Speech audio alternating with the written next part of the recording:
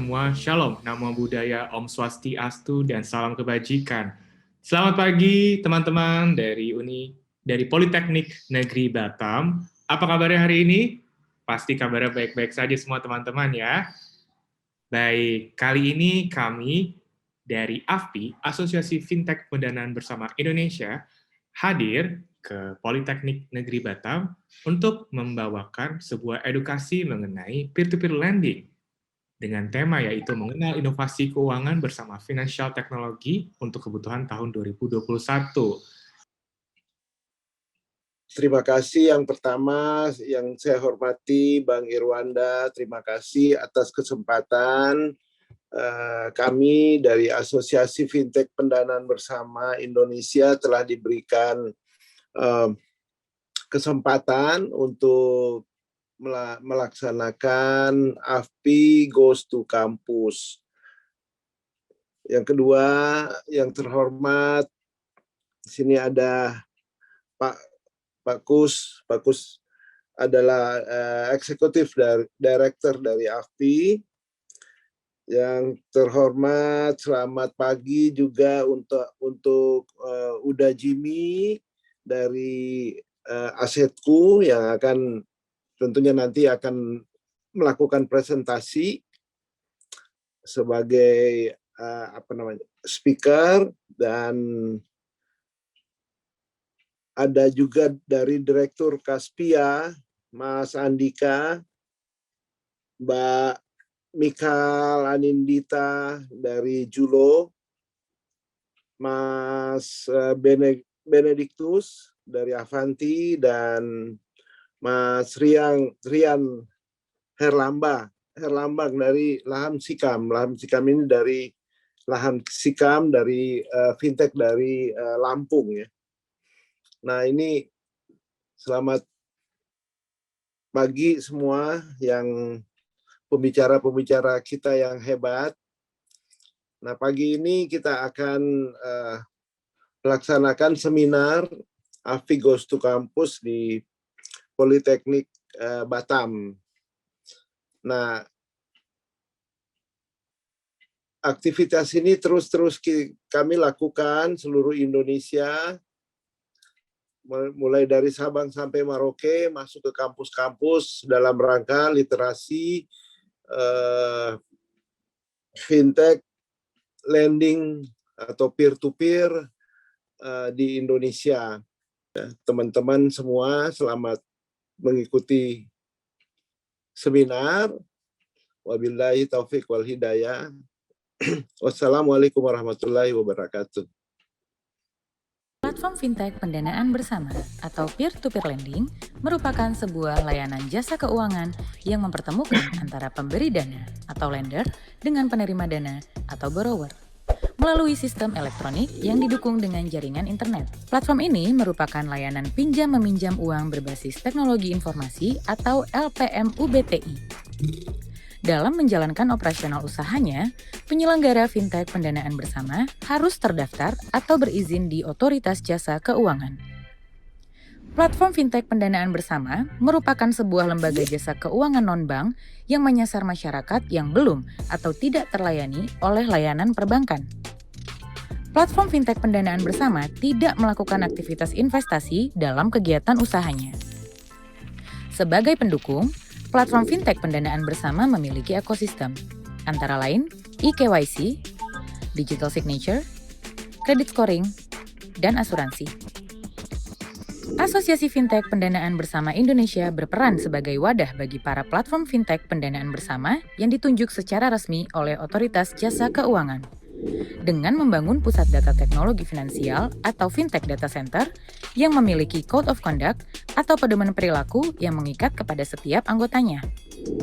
Melalui 3 indikator utama inklusi keuangan, akses, pemakaian, dan kualitas. Dengan misi utama mendorong akses pendanaan untuk inklusi melalui jasa keuangan digital.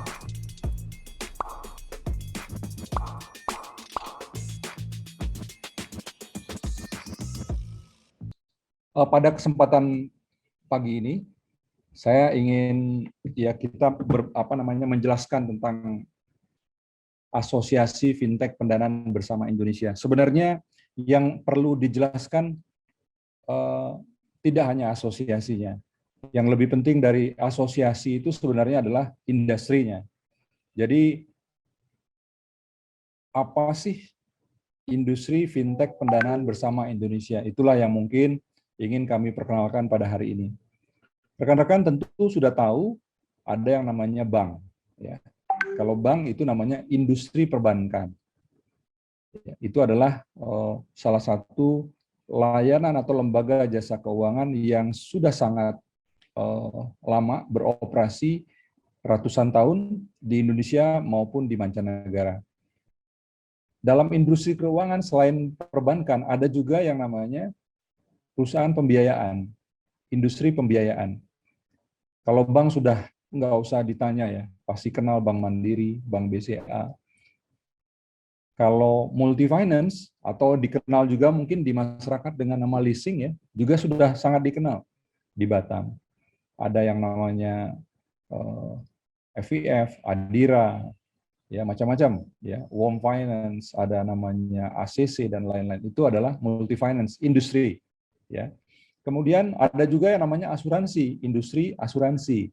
Industri asuransi itu ya tahu juga ya, pasti banyak asuransi yang apa namanya kantor-kantor banyak kantor asuransi ada eksis di Batam, ya.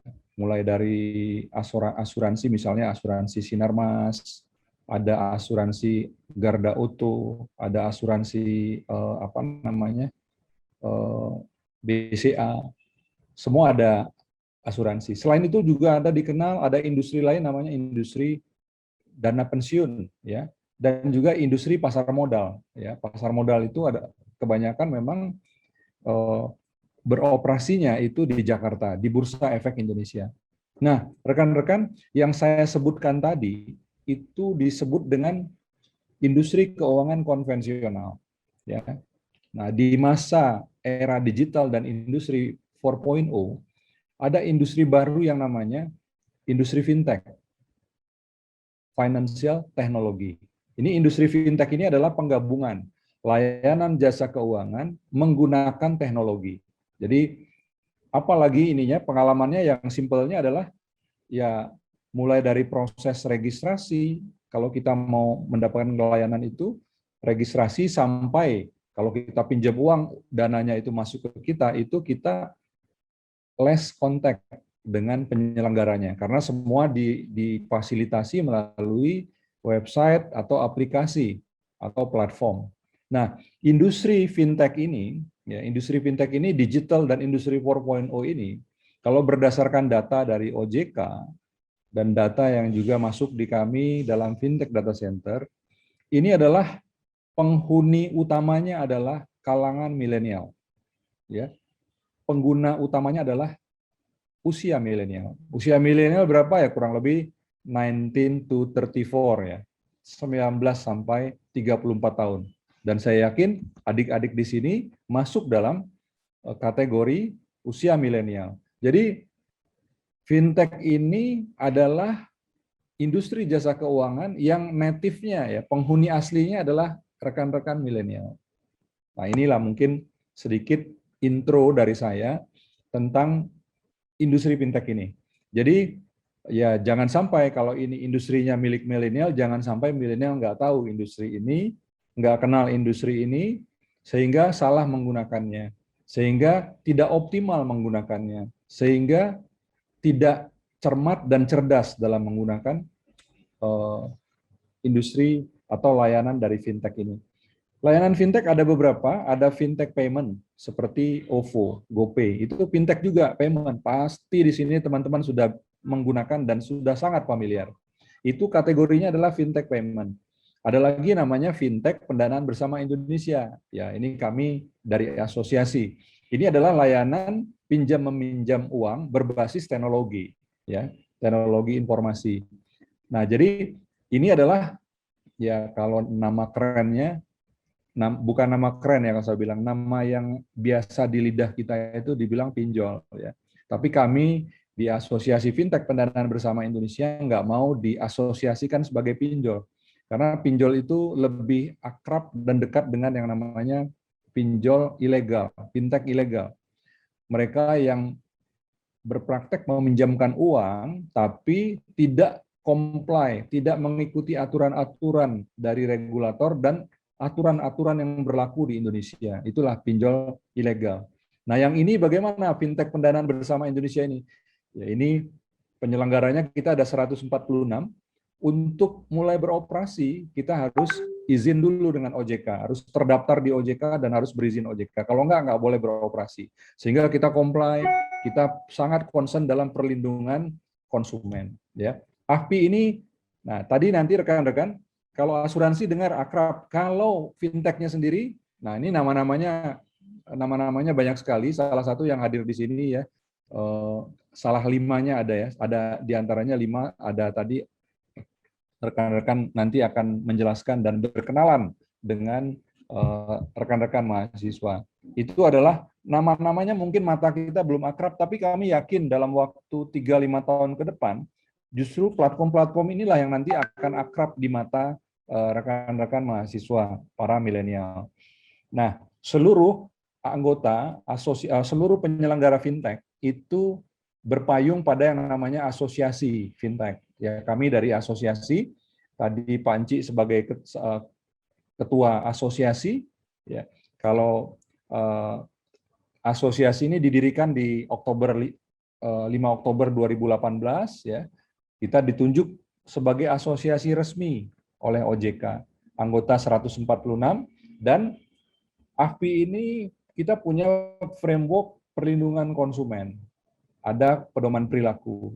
Seluruh anggota kami itu ada ketentuan apa yang boleh dan apa yang nggak boleh dilakukan, terutama dalam hal terkait dengan perlindungan konsumen. Kemudian juga AFPI memiliki saluran pengaduan konsumen.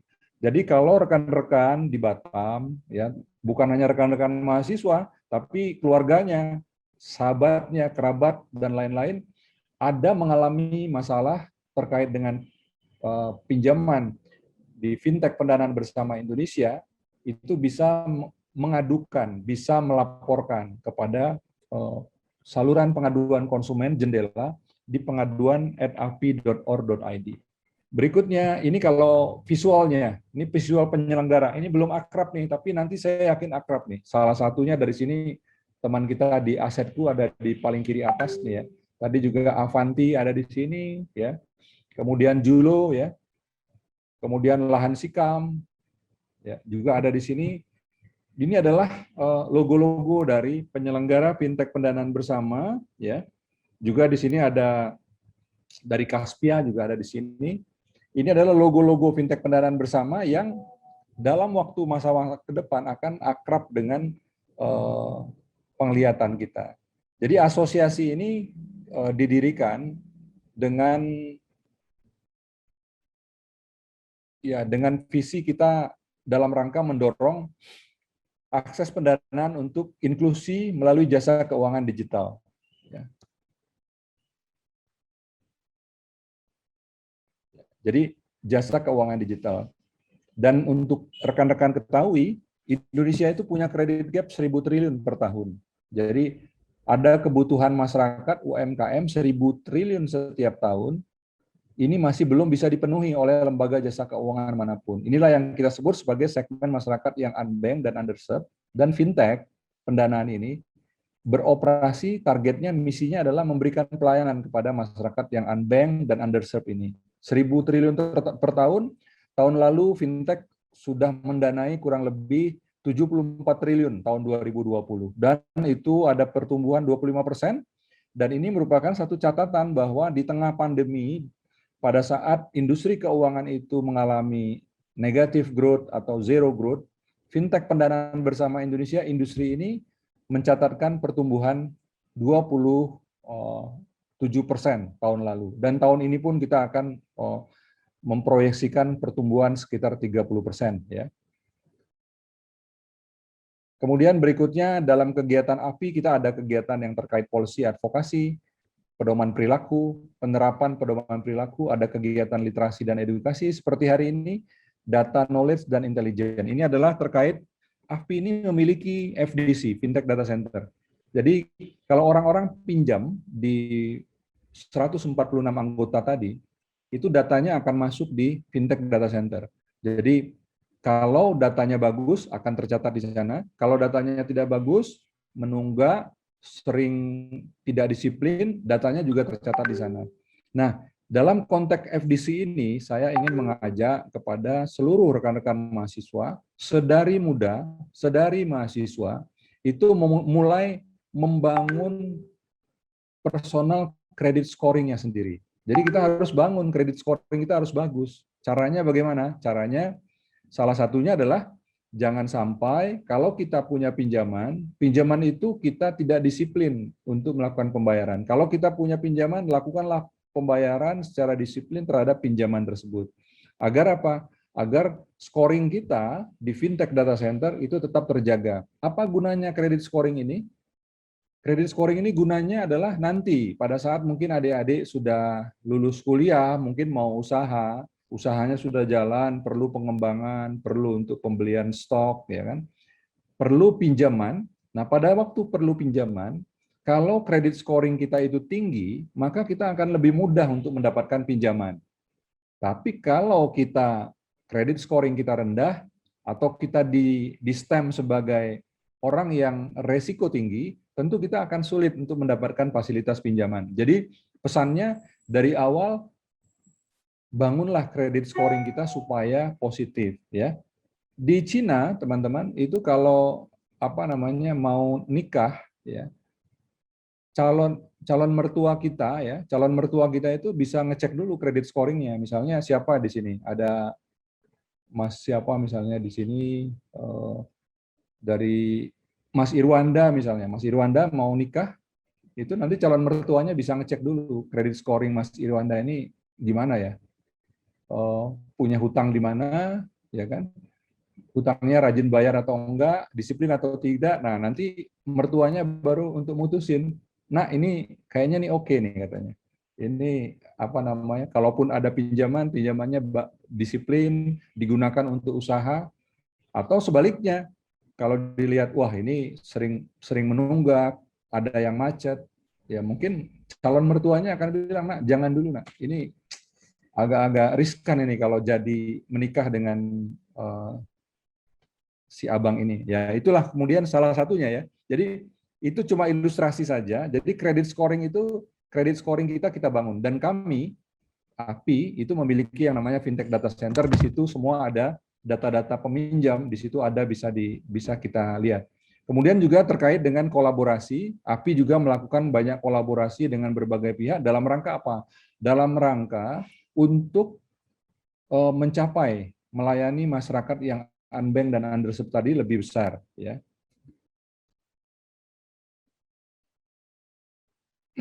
Ini arsitektur kegiatan tadi sudah saya sampaikan. Kemudian, API memiliki pedoman perilaku, ya. Jadi semua nanti teman-teman yang 5 itu yang akan menjelaskan produk dan bisnisnya itu terikat dengan pedoman perilaku API ini. Mereka wajib untuk melakukan transparansi produk dan metode penawaran produk layanan. Di situ harus ada keterbukaan informasi, harus ada keterbukaan tentang metode suku bunga, standar disclaimer, keterbukaan metode penyajian NPL. Jadi mereka harus sebutkan tingkat kesuksesan bayar dari platform itu berapa, ya, repayment rate-nya berapa. Jadi kelihatan, jadi masyarakat bisa melihat kalau mau pakai satu platform, di situ dilihat berapa dia sudah menyalurkan, berapa jumlah borrower-nya, kemudian tingkat kesuksesan bayar dari borrower-nya itu berapa persen, itu bisa dilihat di platform. Nah, ini gambaran sedikit landscape industri.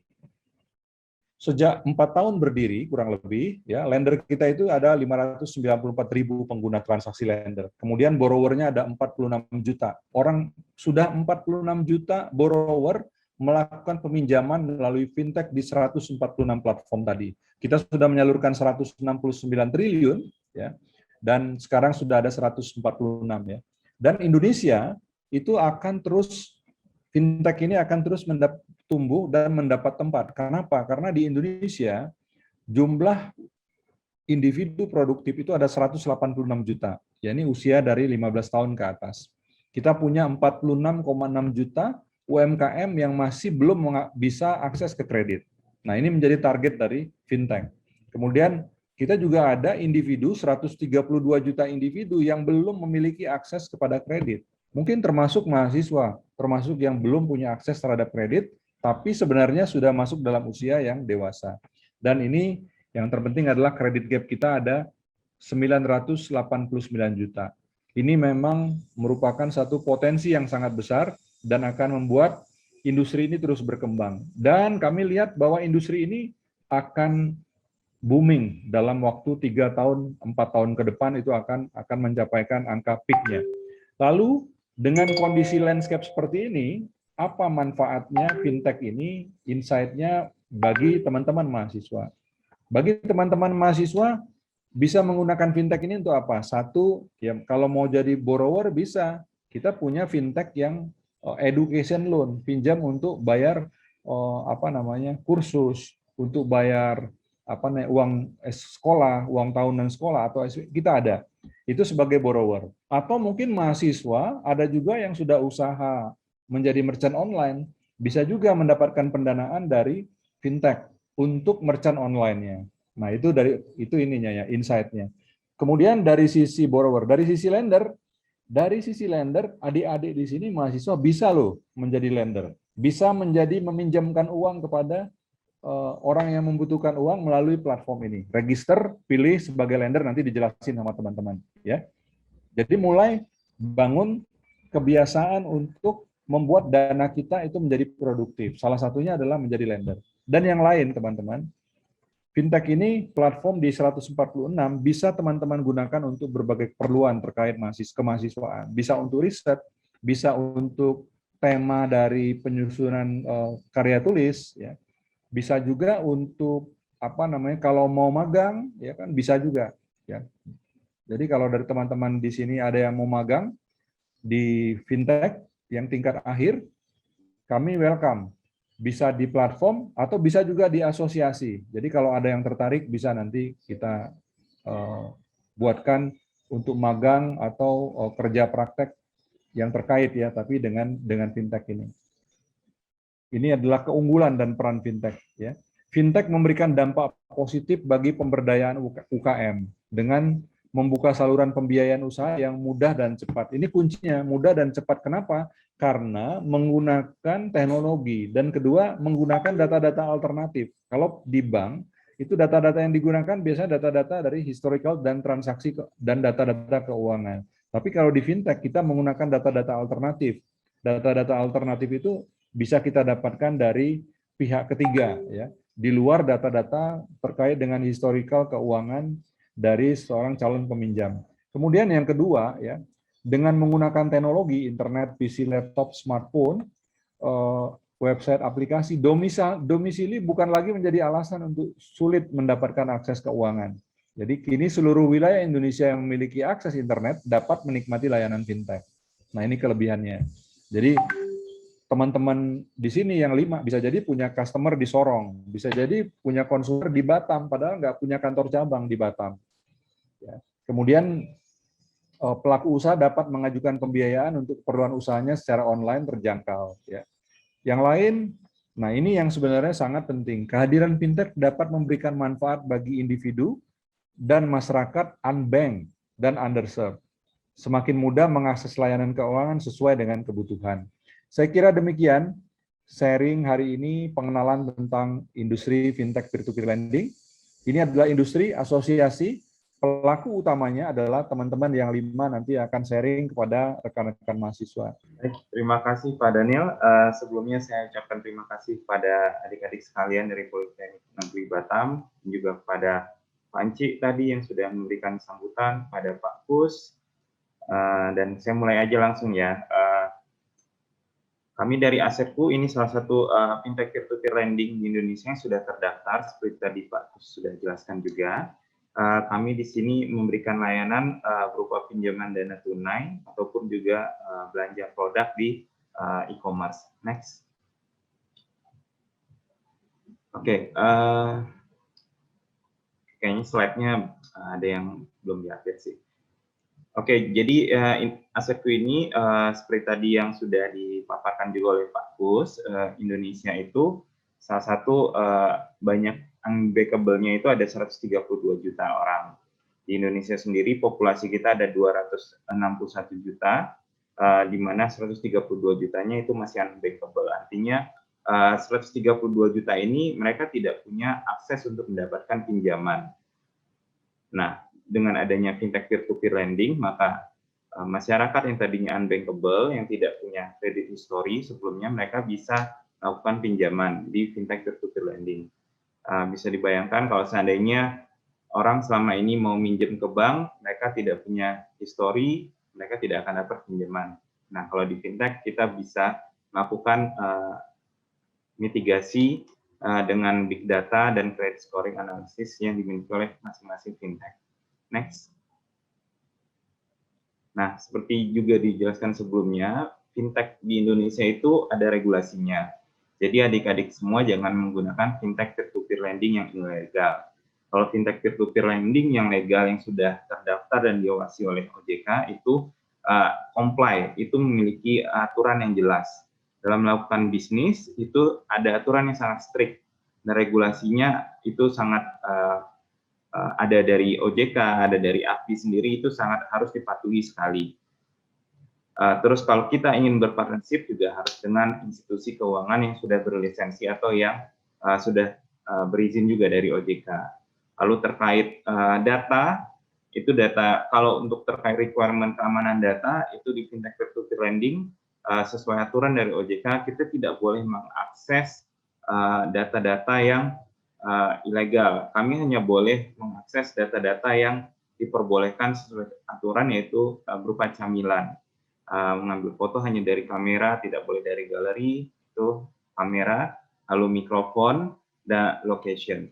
Lebih dari itu tidak boleh, karena banyak beberapa fintech yang ilegal, mereka melakukan akses berlebihan kepada mobile phone milik user.